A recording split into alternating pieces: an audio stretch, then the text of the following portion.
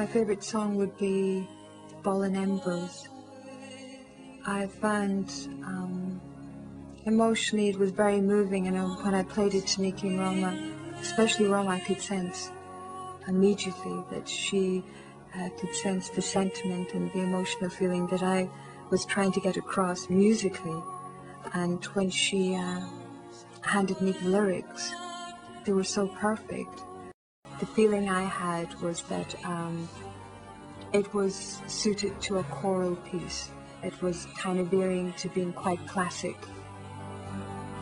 We felt like Latin would be perfect because when I sing Latin, I'll sing it very, very differently as to performing, say, a song in Gaelic. When I sing Jora Mukri, it's totally different the way I'd approach that as to sing vocals for Tempus Vernum. You're thinking choral, you're thinking strong vocal. It's sort of an anniversary here. It's 20 years since the release of Watermark. Amazing. But as you pointed out, it's my 7th album. I have great gaps between each album because of the way I work. It's in the studio with 2 other people. It's with the producer Nicky Ryan and the lyricist Roma Ryan. And it was a condition when I signed with a record company that I could take as long as it required to put an album together. So this is not feet up for a year or so and no, crisis motivation. You actually work this way. Yeah, but it's you know, what's important, time factor is really good to be able to walk away from the work, you know, and then, you know, take a break and then go back to listen to the music. And in that regard, you can be critical of your own music.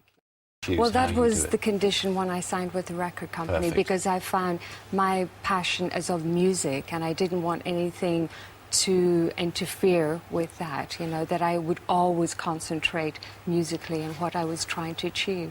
I'm busy writing music, yeah, I would Simple be. As that, so I class myself as a very slow composer, and it takes me quite a while to put together the songs. You know, the best time for me is winter time. Yes.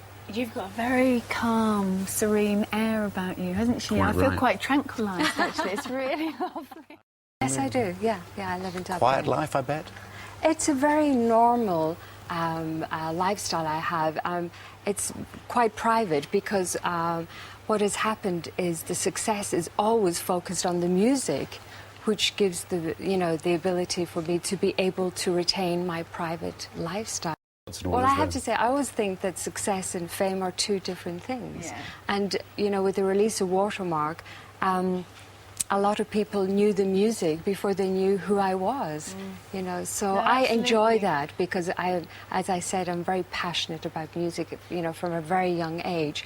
And I always like that the focus is on the music.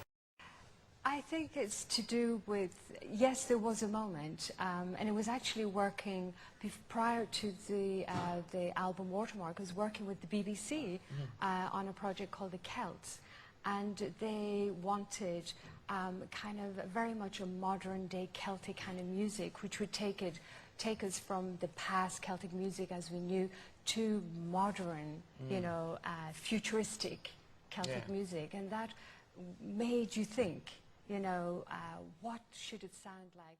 So this is where we started to experiment with the music as well. The music, I sing in, I think it's known, I sing in quite a few languages as well, and that's because the melodies that I write, sometimes English doesn't suit. It's a very different way to work, but I have worked with soundtrack prior to working with solo albums, so it's a case of having the visual inspiration before you, and to work with great directors like Martin Scorsese's Peter Weir, Peter Jackson for Lord of the Rings. It's so inspiring. It's so inspiring. But so a bit it's very, scary very different too, presumably. Well, I have to say that I have a great love of music, and I'm very passionate about music, and I never think of that aspect of it. That it's I like the challenge. I like to sort of set challenges. Are you hard to work with? Does it make you a difficult taskmaster? Are you picky? Well, I would be a perfectionist. You won't settle up. Jimmy was a very close friend of Nicky, who I work with, and we were working on this track, which had a very sort of Beatles feel to it, and Jimmy Faulkner was a very big Beatles fan, so we decided to dedicate the song to him, and also his friend there, Pat Farrell, played the solo, and the first time for me actually to have a guitar solo in a song, so it was it all sort of fell into place. Yeah.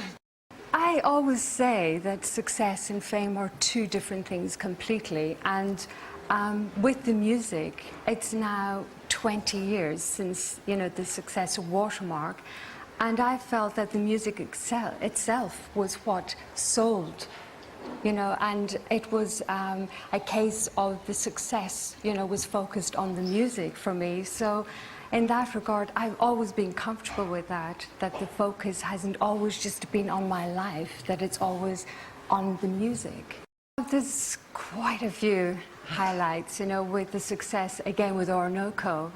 Introducing the music worldwide was just so wonderful a moment for me. And I'd have to say, performing in the Oscars was quite a big highlight for me as well. The downside for me would be, as far as, I suppose, these ongoing stories with stalkers that I get, that is something that I've had to live with. Against Gate, that sort of thing. Do you get that? Have you been there? I quickly pass. I wave at the security camera. I wave at the security camera. Morning, Bolo. But do you get that kind of thing? Yes, yes. You get That's people. okay. That is fine. When people come along to take a photograph outside the grounds, and you know, they take, you know, they capture a moment for themselves. They've been there to Ireland, and they visit, I'd say, a few places, and that's absolutely fine. Absolutely yeah, fine. yeah. Just been traveling around the world since like September. So, and you know, when I'm at home, I would be in the studio at times. I travel quite a bit as well with my work, or, you know, with leisure. When there's a new album out, you'd be traveling for what, half a year? Well, maybe? I've just come back from Salzburg and from London, and prior to that in New York and Japan, and so I've been on a non-stop sort of travel. You can, so long as, you know, if you go along with a huge entourage and come out of a car wearing sunglasses, yes, you're going to be recognized. But there are times where, if you're quite discreet, you can actually get around, you know, certain cities without being noticed, yeah. It's everything. It's from my travels now for the last 6 months. It's from meeting people. It's different cultures. It can be landscapes. There's so many inspirations that are there, but I'm not so aware of them till I go into the studio, because there's only one place that I will work, and that's in the studio, not in my home in the castle. And I just love to sit, and it's a very solitude moment writing music, but I just love to sort of sit there and sort of see what will evolve. When I'm working on the music, I'm solely concerned with each song as a little story, and it's only just toward the end you put them all together that you're aware of what is the difference between this album to any other previous album. It's very difficult to be the audience to the music, so the only way you can do that is by taking a piece of music and working on it for a while, and then leaving that for a little while, set it aside, try and forget about it, and then sort of write a next melody and concentrate on that. So therefore, when you go back to the first one, for a short time you can be a listener, and you can decide, this is working, this is not working. They spend very long hours in the studio because both of them are perfectionists. So if something is not right, they will not use it, and they'll have to go over and over it again, basically. And it's a very long process because of the way it works, in the sense that when you hear Enya sing, every voice she sings individually, it's not sampled. The first moment I've written the melody, it's kind of like it takes me on this little journey. And even on the arrangement, it does that as well, because there's been a case where we've had a totally different arrangement, myself and Nicky, and came back the next morning and said, no, this is not working. We felt like we were losing the sense of what the melody was about. So therefore we erased a lot of what was there and went back to arrange again. So there's a lot of trial and error within every song. We're quite alike in the way we think about lyrics. With Nicholas, it's slightly different. He has a slightly different approach to lyrics than we would have, but certainly with Enya and myself, we think along the same lines. I ruin everything. I mean, I remember once I actually stuck in one word into one of Roma's songs, and without realising it, I changed the whole meaning of the verse, and she's never forgiven me for it. To a degree, a lot of the lyrics are based on emotion, the feeling of the moment, rather than an actual event or story. So Enya and myself will tune into that quite a bit, whereas Nicholas prefers a story. But I don't write that way. Predominantly I will write in English, obviously, but Gaelic is very, very important to Enya. It's a living language for her. It's a language she uses a lot. She comes from an area in Ireland that Gaelic is the first language, and you learn English.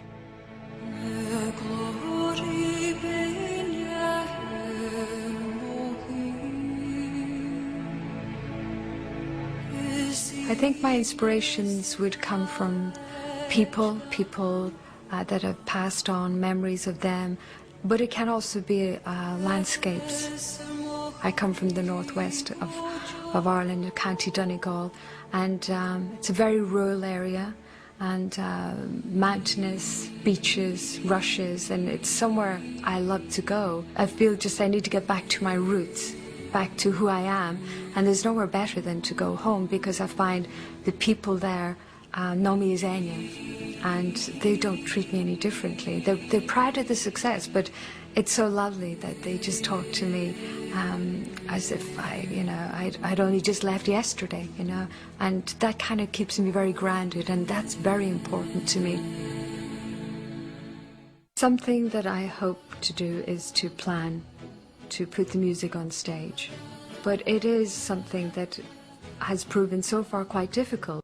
I can hear orchestrating it, yes, but on the vocal side of it, I find it's got to be in some way that it's trying to get that emotional feeling. To go on stage and there's an audience there just solely for you, I mean, would be so wonderful.